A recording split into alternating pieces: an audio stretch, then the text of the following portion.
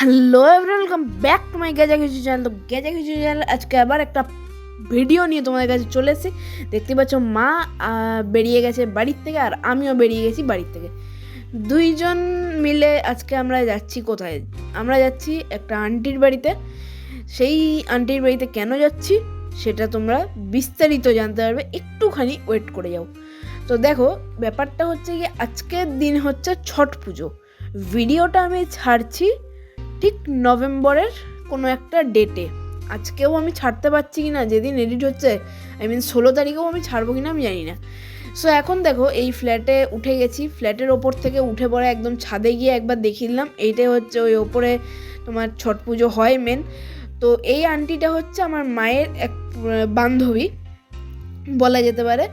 আর এই আন্টিটাই আমাদের দোকানের খুব ভালো একজন কাস্টমার।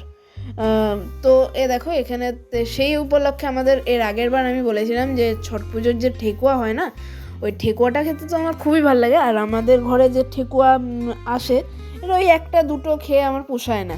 তো তার জন্য আমি ওই আন্টিটাকেও বলে গেছিলাম যে আমাকে কিন্তু অনেকগুলো ঠেকুয়া দিতে হবে। আন্টি তখন আমার কাছে দাবি করেছে যে তাহলে আমাদের যদি তুই ঠেকুয়া অনেকগুলো নিতে যাস তাহলে আমাদের পুজোতেও আসতে হবে।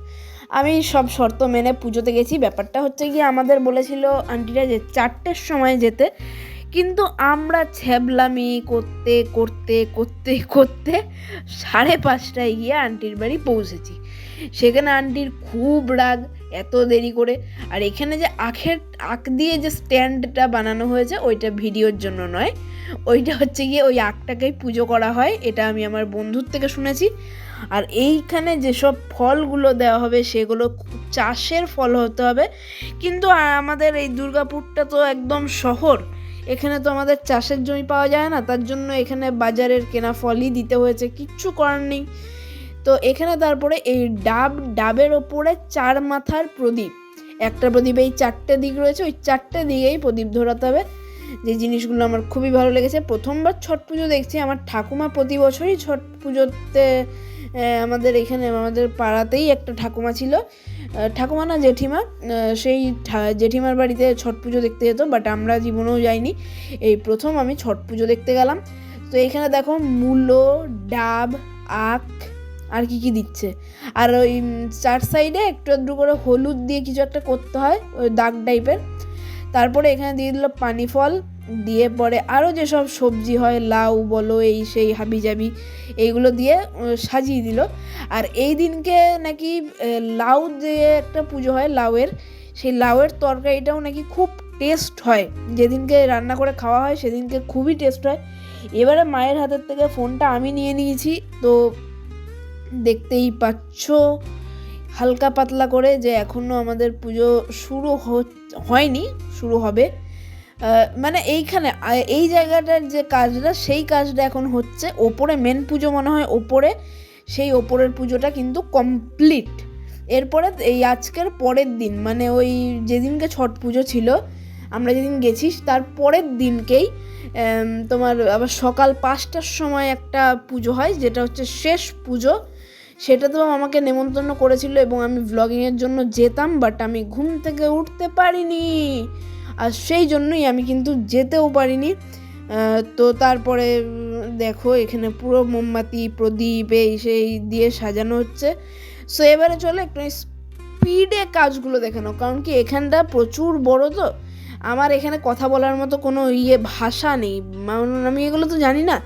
আর এখানে ওই কাকুটা সব বলছিল যেগুলো মা ভিডিও করতে ভুলে গেছে, তো কি আর বলবো সেখানে।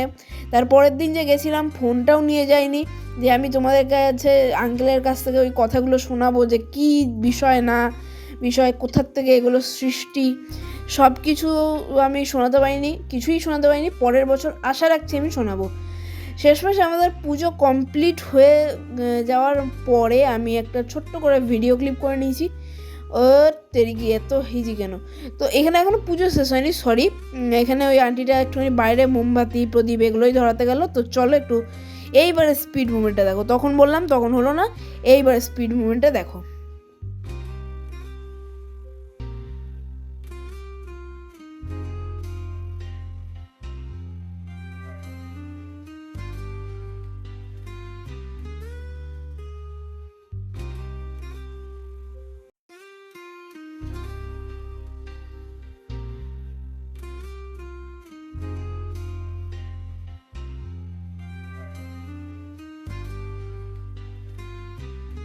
অপমান খেতে কেমন লাগলো ম্যাম? না, অপমান খেতে আমার ভালো লাগে না।